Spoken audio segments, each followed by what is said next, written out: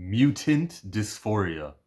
A lot of times a writer will put something in a comic that reflects real life to maybe give you a second perspective, or maybe even change your mind on a topic. I think Vita Ayala is going for a mutant dysphoria storyline. So in real life, there's gender dysphoria, racial dysphoria, other dysphorias that are out there. And when I look at this final page, based on the 2 issues that I've read, I'm coming up with this theory. They appear here at the gate as the children of the atom.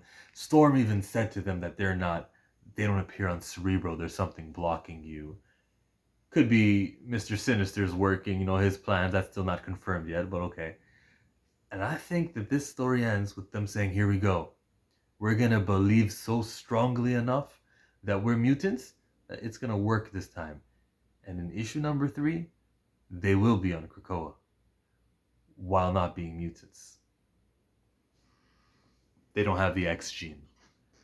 I could see this having a backlash to the very people who these children of the atom are supposed to feel represented. Because people can read this and say, in the real world, sure it works in this superhero comic, but the gates don't open for us. I could also see people who reject the idea of dysphoria being upset that this concept is even being toyed with in a comic. And this is a theory of mine. This mutant dysphoria thing may not even exist. But that's the way I read issue number 1 and issue number 2. I think that's the direction that this comic storyline is going. This comic book happens with beautiful artwork by Bernard Chang. But the very first page shows the children of the atom fighting some men in orange jumpsuits. There was no jail story here. There was no criminal stuff here. They were dealing with the depowered mutants from M-Day. If we're rewriting things in here, which I believe is true, and I'm just taking it as a fact now, every other YouTuber is saying that this comic book has been altered. Let's just all accept that this has been played with. Then let's, change the cover also. Don't even pretend. Because, Bernard Chang's not working on other comics here at Marvel. I think he did Sword issue 3, the King in Black tie-in. They just got him for that. But, what's he been working on? This. If you're going to rechange things, also, Outlawed was mentioned. But Kamala's Law, after issue 5 of Champions Outlawed, is no more. They returned back to the status quo, Marvel. So that probably could have been changed. You can refix a couple of word balloons here and there. They mention the depowered mutants showing up.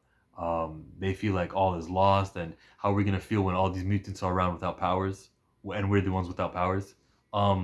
Crucible, issue 7 of X-Men came out in February, even before this was red underlined, coming out April 2020. Fix that. Mutants do get their powers back. Maybe the depowered folks didn't know that yet, but Storm didn't tell them that when she met with them. She's like, hey sisters, we can do this. That wasn't mentioned. A couple of flaws in there.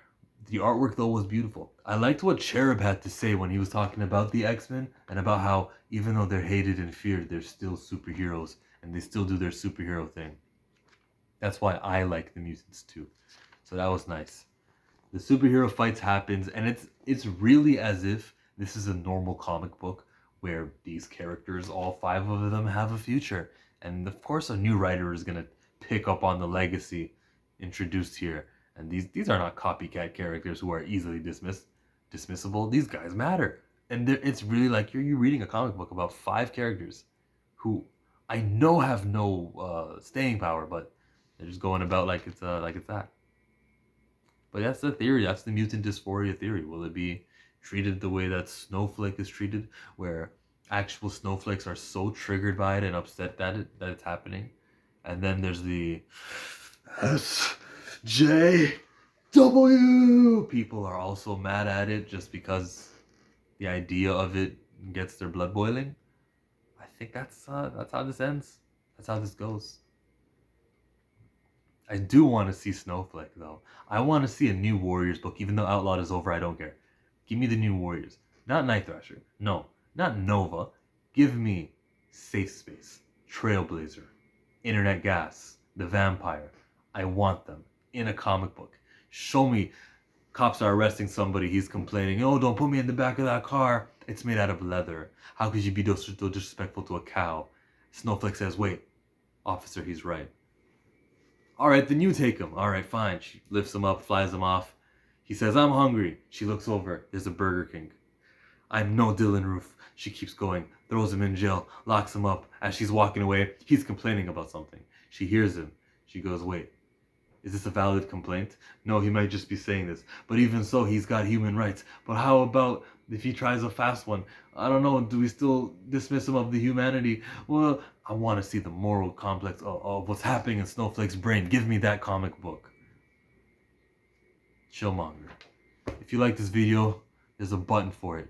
If you didn't like this video, don't let the door hit you where the good Lord split you.